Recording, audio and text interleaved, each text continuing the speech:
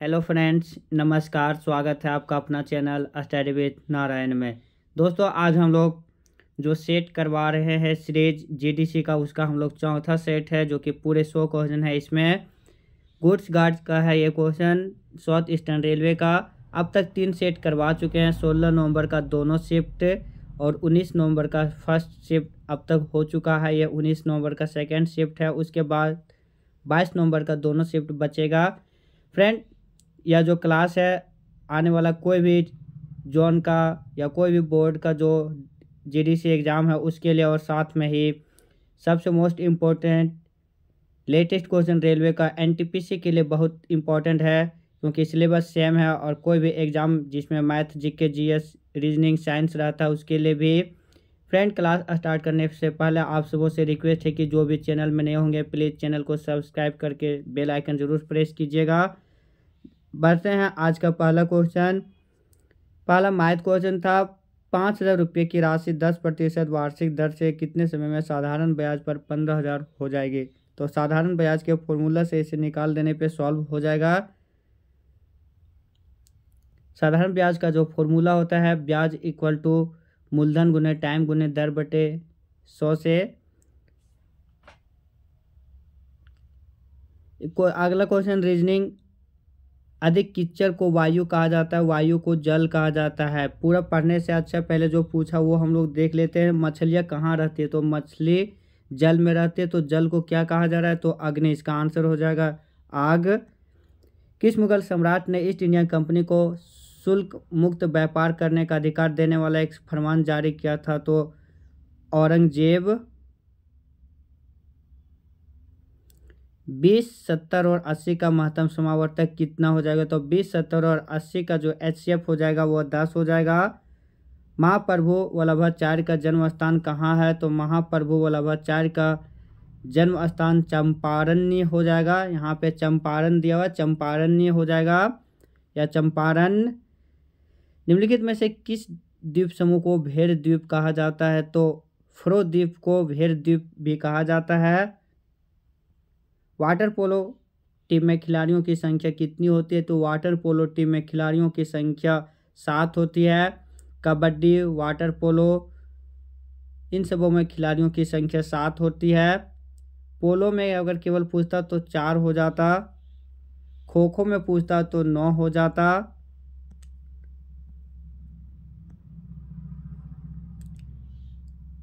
निम्नलिखित में से कौन ओशिनिया नामक देशों का भौगोलिक समूह में शामिल नहीं है? ऑस्ट्रेलिया महाद्वीप में जो जितने भी देश आते हैं सब ओशिनिया के अंतर्गत आते हैं। ऑस्ट्रेलिया महाद्वीप को ही ओशिनिया के नाम से भी जाना जाता है।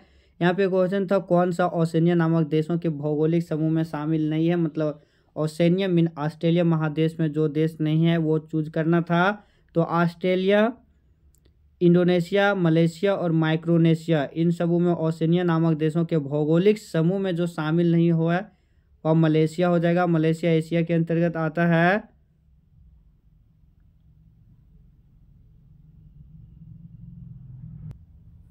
इस क्वेश्चन का आंसर इंडोनेशिया, मलेशिया दोनों हो जाएगा, लेकिन यह भौगोलिक समूह पूछा था, फिर भी इसका आंसर दोनों होने के चांस है, इंडोनेशिया और मलेशिया दोनों। क्रिकेट के खेल में निम्नलिखित में से किस शब्द का प्रयोग किया जाता है? तो LBW, लेग बिफोर विकेट को LBW बोलते हैं, जिसका full form leg before W, leg before wicket, ये क्रिकेट से संबंधित है। एक जो ऑप्शन ए दिया हुआ है लव, ये बहुत फेमस शब्द है टेनिस का। आदि सभी रीजनिंग का क्वेश्चन था, ये सब आप सब देख लीजिएगा। सभी बिल्लियां स्तनधारी और कुछ स्तनधारियां मांसाहारी है।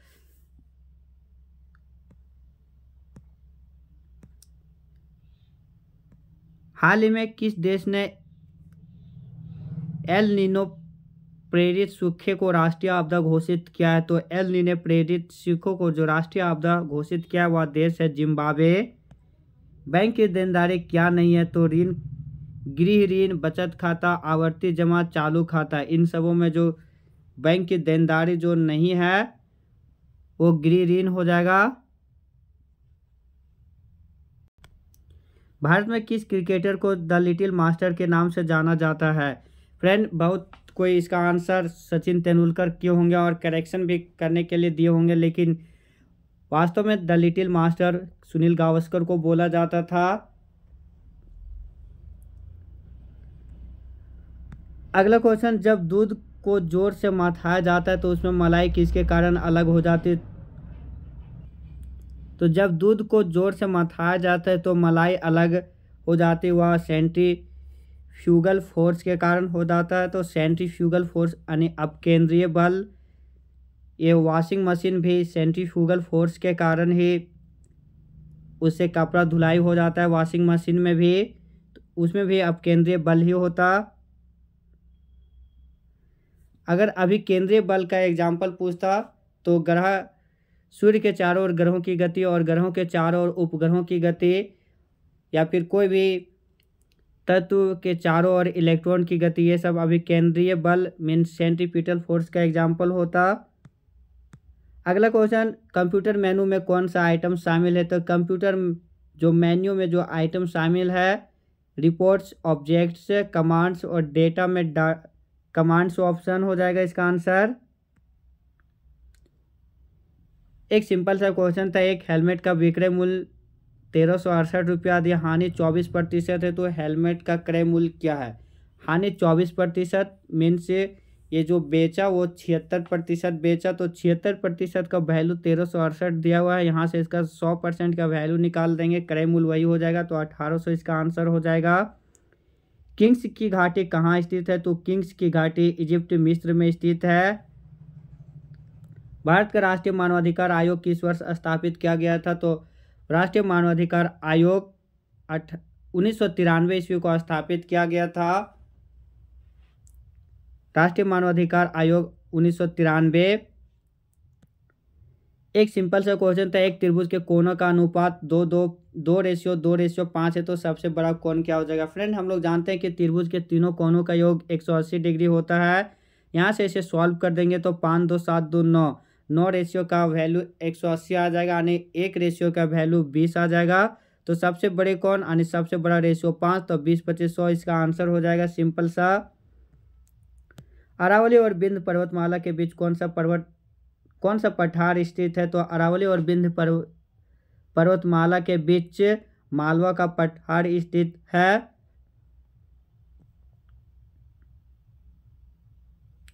तीन क्रमागत विषम संख्याओं का गुणनफल 315 है, तो इन तीनों संख्याओं में सबसे बड़ी संख्या कौन सी होगी? फ्रेंड, जब क्रमागत पूछ देगा कोई भी सम संख्या या विषम संख्या, तो उसमें जो भी पहला संख्या लेंगे उससे +2 जोड़ेंगे। तो पहला संख्या अगर x लेंगे तो अगला विषम संख्या हो जाएगा x + 2, फिर अगला विषम संख्या हो जाएगा x + 4। ये तीनों को गुना करने पर 315 आता है। तो यहाँ से सॉल्व करने के बाद x का वैल्यू निकालना है, और x का जब वैल्यू निकल जाएगा तो इन तीनों संख्याओं में सबसे बड़ी संख्या आंसर हो जाएगा x + 4, तो 9 इसका आंसर हो जाएगा। निम्नलिखित में से किसने कालिदास की प्रसिद्ध कृति शकुंतला का पहली बार अंग्रेजी में अनुवाद किया था? तो विलियम जोन्स। भारत में नीली क्रांति के जनक किसे माना जाता है? तो हीरालाल चौधरी। भारत में नीली क्रांति का जनक हीरालाल चौधरी। श्वेत क्रांति का जनक अगर पूछता तो वर्गीज कुरियन। हरित क्रांति का जनक भारत में तो LM स्वामीनाथन। निम्नलिखित उद्योगों में से कौन सा उद्योग अधिक गैर बायोडिग्रेडेबल अपशिष्ट उत्पन्न करता है? तो सबसे अधिक गैर बायोडिग्रेडेबल मीन्स जिसका कि अपघटन नहीं होता है। तो सबसे ज़्यादा जो उद्योग गैर बायोडिग्रेडेबल अपशिष्ट पदार्थ को उत्पन्न करता है वह थर्मल पावर प्लांट ही हो जाएगा। बाकी कागज़ मिल, खाद्य प्रसंस्करण और कपड़ा मिलें, इन सबों में जो भी चीज़ उत्पन्न होता है कहीं ना कहीं जैव न्यूनीकरणीय होता है, वह अपघटित हो जाता है। लेकिन थर्मल पावर प्लांट्स में जो अपशिष्ट होता है वह नॉन बायोडिग्रेडेबल या फिर गैर बायोडिग्रेडेबल होता है। कंप्यूटर में ऑपरेटिंग सिस्टम और प्रोसेसर के संयोजन को कंप्यूटर में क्या कहा जाता है? तो कंप्यूटर में ऑपरेटिंग सिस्टम और प्रोसेसर के संयोजन को कंप्यूटर का कंप्यूटर का प्लेटफॉर्म कहा जाता है। निम्नलिखित में से कौन सा शब्द टेडियस शब्द के अर्थ में सबसे अधिक समान है? तो टेडियस मतलब थकाऊ होता है, तो उबाऊ इसका आंसर हो जाएगा। इकाई अंक निकालना था 64 गुने 87 गुने 12। इसका आंसर गलत दिया हुआ है। गुना करेंगे हम लोग इकाई अंक, तो सबको यूनिट प्लेस जो इकाई अंक रहता है उससे हम लोग लेके सिंपल से गुना करेंगे। 4 गुने 7 गुने 2 तो 4 सत्ते 28 और यानी 8 लास्ट में, फिर 8 गुने 16। इसका आंसर हो जाएगा 6, लेकिन इसका आंसर गलत दिया हुआ है। यहाँ पे लोक नृत्य लंबाडी किस राज्य से संबंधित है? तो लंबाडी आंध्र प्रदेश से संबंधित है। E/F 6/5 दिया हुआ है, तो 7E + 3F रेशियो 7E-3F का मान क्या होगा? जब भी इस टाइप से क्वेश्चन रहता है तो जो रहता है सीधा सीधी वही लिख लेते हैं। तो E यहाँ पे 6 हो जाएगा, F यहाँ पे 5 हो जाएगा। इसे हम लोग सॉल्व करेंगे। 7 यानी 7 छक 42 प्लस 3 पचे 15, 42 15 57 रेशियो 7 छक 42 माइनस 3 पचे 15 यानी 42 में 15 फिर यहाँ घटाएंगे तो 27, तो 57/27 मीन 19/9। इसका सीधा आंसर हो जाएगा। संविधान के किस अनुच्छेद के अंतर्गत भारत के राष्ट्रपति को अध्यादेश जारी करने की शक्ति प्राप्त है? तो आर्टिकल 123 के अनुसार से राष्ट्रपति को, अगर आर्टिकल 213 देता तो राज्यपाल को। आर्टिकल 356 राष्ट्रपति शासन है। आर्टिकल 307 वित्तीय व्यवस्था में जो होता है वित्तीय आपातकाल वो। हाइड्रोजन पेरोक्साइड में ऑक्सीजन की ऑक्सीकरण अवस्था कितना है? एक सीरीज का क्वेश्चन था A2D6H12M20। तो अगला पद क्या आ जाएगा? तो 1 में 3 जोड़ेंगे तो 4, 4 में 4 जोड़ेंगे तो 8, 8 में 5 जोड़ेंगे तो 13, अब 13 में 6 जोड़ेंगे तो 19 S हो जाएगा। एक ही में आंसर डायरेक्ट आ जा रहा था। ऐसे ही अंक वाला भी देखते हैं तो 2 4 6 6 6 12 12 8 20 20 10 30, तो S30 इसका आंसर आ जाएगा।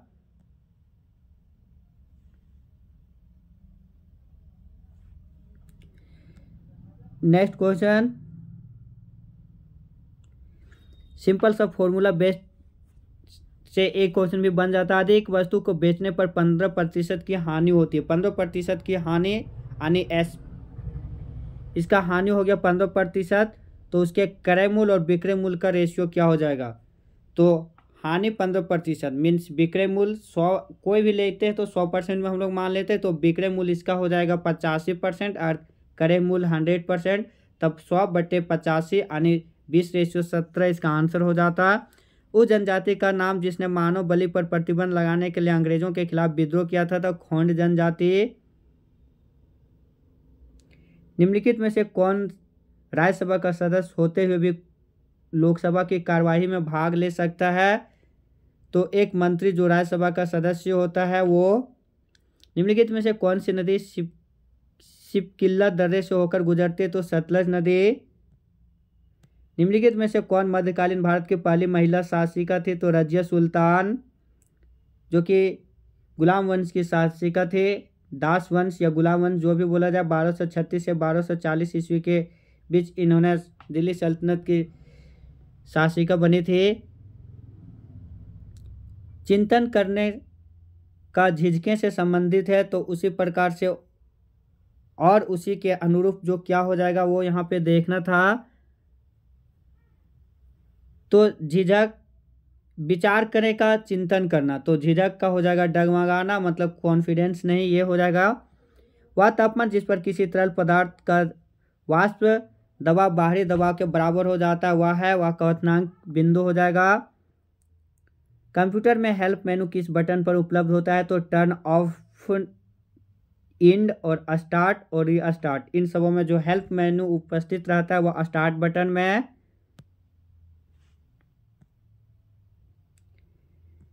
फिर रेशियो दिया हुआ था, इसे भी अगर सॉल्व कर लेते, इस बहुत सिंपल सा क्वेश्चन था ये भी। 67 नंबर आंसर इसका आ जाएगा 59/30। हाल ही में समाचार पत्रों में उल्लेखित इरोसिटा क्या है? इरोसिटा, तो इरोसिटा एक्स-रे दूरबीन है। निम्नलिखित में से किस नदी ने अपना मार्ग सबसे अधिक बदला है? तो कोसी नदी। से बिहार का शोक भी बोला जाता है, इसीलिए सबसे ज़्यादा हानि बिहार को पहुंचाता है। अगर बंगाल का शोक पूछता तो दामोदर नदी हो जाता। बिग बैंग थ्योरी के लिए उत्तरदायी अंग्रेजी भौतिक के वैज्ञानिक कौन है? तो जॉर्ज लेमेंटेर यहाँ पे हो जाएगा, लेकिन यहाँ जॉर्ज गामो दिया है तो ये उसका सहयोगी था, जॉर्ज गामो। Big bang theory. राष्ट्रकूटों द्वारा एलोरा पहाड़ियों में निर्मित गुफा मंदिर निम्नलिखित में से किस स्थान पर स्थित है? तो औरंगाबाद महाराष्ट्र है एलोरा के मंदिर, एलोरा गुफा। ये सारा 20, 40 और 80 का लघुत्तम समावर्त क्या हो जाएगा? तो 80। निम्नलिखित में से कौन मेरी 51 कविताएं के लेखक है? तो मेरी 51 कविताएं के लेखक प्रसिद्ध और भारत रत्न से सम्मानित जो प्रधानमंत्री अटल बिहारी वाजपेयी। सबसे छोटा कार्यकाल 13 दिन का कार्यकाल इन्हीं का था। 3 बार प्रधानमंत्री बनने का गौरव ये हासिल किए थे अटल बिहारी वाजपेयी। संसद में 3 दशक भी इन्हीं का कृति है। निम्नलिखित में से किस देश ने अपना पहला reusable hybrid rocket RHUMI Rhumi 1 launch किया है? तो रूमी 1 पहला रिज्यूएल हाइब्रिडेड रॉकेट जो लॉन्च किया है वह भारत। सिंपल सा एक और फॉर्मूला पे बेस्ड क्वेश्चन था। sin A 3/5 है तो cos A plus cot A का फॉर्मूला क्या हो जाएगा?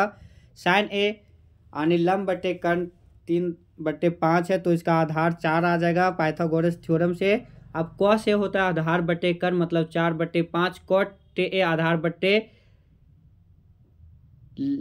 आधार बटे लंब तो इसका हो जाएगा 4/3। तो इसको दोनों को जोड़ेंगे तो सॉल्व करने के बाद 32 रेशियो यानी 32/15 इसका आंसर हो जाएगा। एक शंकु की ऊंचाई उसके आधार की त्रिज्या दिया है तो आयतन निकालना है। शंकु के आयतन 1/3 पाई r² h हो जाएगा। सॉल्व करने के बाद इसका आंसर 594 हो जाएगा।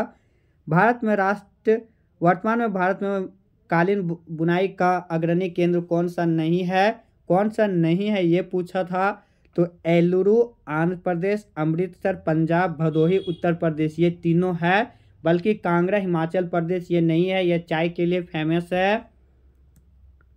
हाल ही में खबरों में रही आई इग्ला एस रक्षा प्रणाली किस देश में विकसित की गई है? तो ये रूस में। x² + 1/x² का वैल्यू 4 दिया हुआ है तो x4 + 1/x4 का वैल्यू क्या हो जाएगा? इसका सिंपल सा आंसर 4 का स्क्वायर -2 हो जाएगा यानी 14। निम्नलिखित में से कौन से भारत में संविधान की विशेषता नहीं है?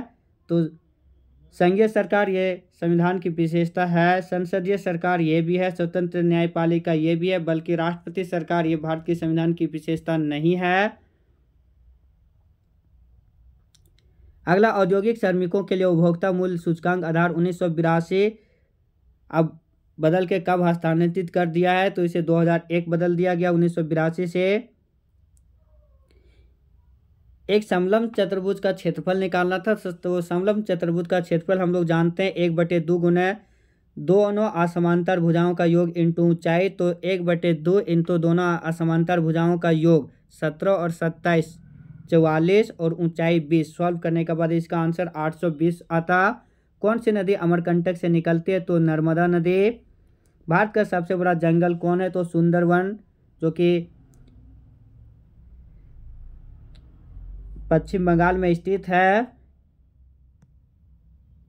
उचित कारण सही विकल्प चुने। यहाँ पे हम लोग को एक साइकोलॉजिकल क्वेश्चन इसको बोला जा सकता है। Narendra Modi, George W Bush, Vladimir Putin और डोनाल्ड ट्रंप इन सबों में चूज करना था। तो George W Bush, Vladimir Putin और डोनाल्ड ट्रंप ये किसी न किसी देश के राष्ट्रपति रह चुके थे और नरेंद्र मोदी की भारत के प्रधानमंत्री हैं तो ये आंसर हो जाएगा नरेंद्र मोदी। 90 एक संख्या का बहुलक दिया हुआ है, यहाँ पे बहुत सारा अंक दिया है तो बहुलक हम लोग उससे कहते हैं जो सबसे ज़्यादा बार रिपीट करता है उसे हम लोग बहुलक बोलते हैं। तो सबसे ज़्यादा बार यहाँ 13 रिपीट किया है तो बहुलक 13 हो जाता। 10, 20 और 30 के एलसीएम निकालना था। एलसीएम और एचसीएफ का रेशियो निकालना है तो 10, 20, 30 का एलसीएम और एचसीएफ का रेशियो 6:1 हो जाएगा। इसका आंसर गलत दिया हुआ था, 6:1 ही होगा इसका आंसर।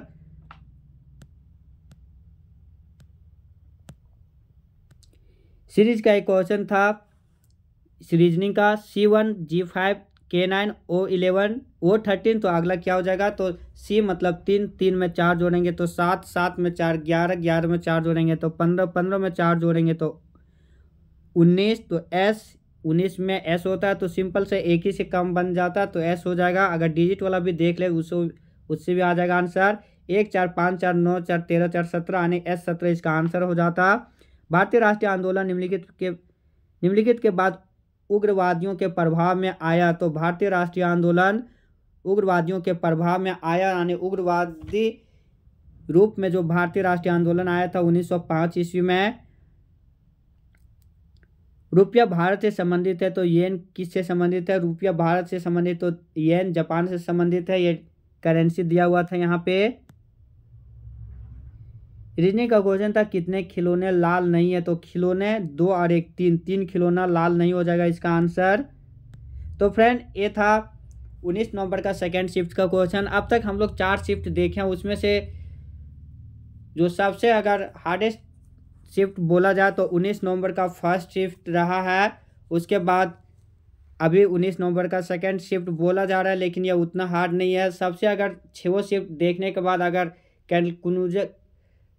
रियल कंक्लूजन पर पहुंचा जाए तो सबसे हार्डेस्ट में 19 नवंबर का फर्स्ट शिफ्ट और 22 नवंबर का फर्स्ट शिफ्ट में आता है। यही सभी शिफ्टों में मार्क्स बहुत ज़्यादा इंक्रीज करेगा आफ्टर नॉर्मलाइजेशन। फ्रेंड ये था क्लास। वीडियो कैसा लगा आप सब अपना कमेंट में राय जरूर दीजिएगा और साथ में ही वीडियो को लाइक और शेयर जरूर कीजिएगा।